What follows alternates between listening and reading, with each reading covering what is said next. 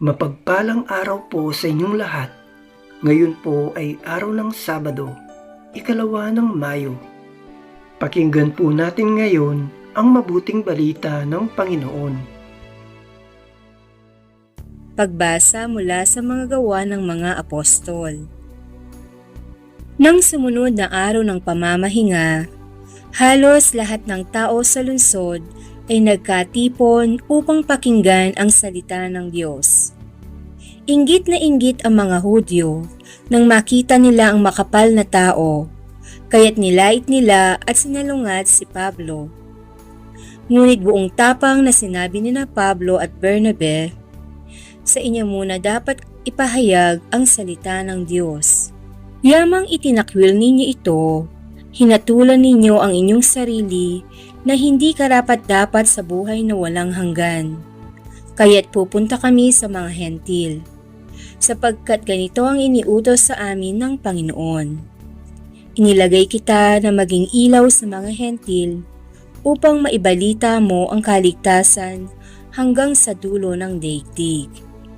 Nagalak ang mga hentil nang marinig ito at nagpuri sa Panginoon dahil sa salita niya, at sumampalataya ang mga hinirang para sa buhay na walang hanggan. Kaya't lumaganap sa buong lupain ang salita ng Panginoon. Ngunit sinusulan ng mga Hudyo ang mga babaeng sumasamba sa Diyos at kilala sa lipunan, gayon din ang mga lalaking pinuno ng lungsod. Ipinausig nila sina Pablo at Bernabe at pinalayas sa lupaing iyon. Kaya't ipinagpag ng dalawa ang alikabok sa kanilang mga paa bilang saksi laban sa mga taga roon, at sila'y nagtungo sa Ikonyo. Ang mga alagad naman sa Antioquia ay natigim ng galak at napuspos ng Espiritu Santo. Ang Salita ng Diyos. Salamat sa Diyos. Salmong tugunan. Kahit sa ay namamalas, tagumpay ng nagliligtas.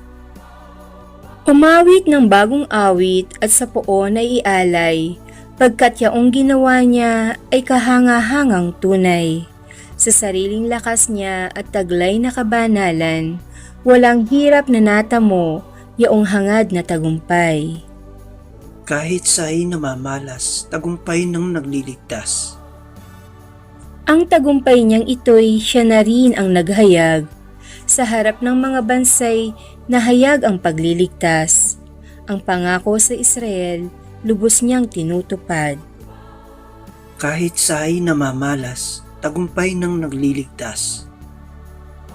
Tapat siya sa kanila at ang pag-ibig ay wagas. Ang tagumpay ng ating Diyos kahit saan ay namalas. Magkaingay na may galak, yang lahat sa daigdig. Ang poon ay buong galak na purihin sa pag-awit. Kahit sa ay namamalas, tagumpay ng nagliligtas. Aleluya, aleluya! Kapag ang aking salita sa inyo'y naidambana, taglay niyo ang aking diwa. Aleluya, aleluya! Ang mabuting balita ng Panginoon ayon kay San Juan. Noong panahong iyon, sinabi ni Jesus sa kanyang mga alagad, kung ako'y kilala ninyo, kilala na rin ninyo ang aking Ama. Mula ngayon ay kilala na ninyo siya at inyong nakita. Sinabi sa kanya ni Felipe, Panginoon, ipakita po ninyo sa amin ang Ama at masisiyahan na kami. Sumagot si Jesus, matagal na ninyo akong kasama, Felipe. Di yata't hindi mo pa ako nakikilala. Ang nakakita sa akin ay nakakita na sa Ama. Bakit mo sinasabing, ipakita mo sa amin ang Ama? Hindi ka ba naniniwalang ako'y suma sa Ama at ang Ama'y suma sa akin? Ang mga salitang sinasabi ko ay hindi ko sinasabi sa ganang aking sarili. Ang Amang suma sa akin ang gumaganap ng kanyang mga gawain. Maniwala kayo sa akin. Ako'y suma sa Ama at ang Ama'y suma sa akin. Kung ayaw ninyong maniwala sa sinasabi ko, maniwala kayo dahil sa mga gawang ito.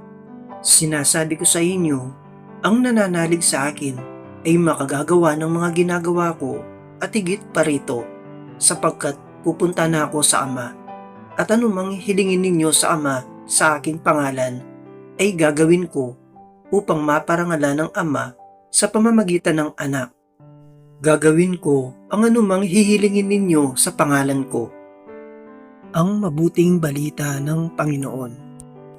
Pinupuri ka namin, Panginoong Hesukristo.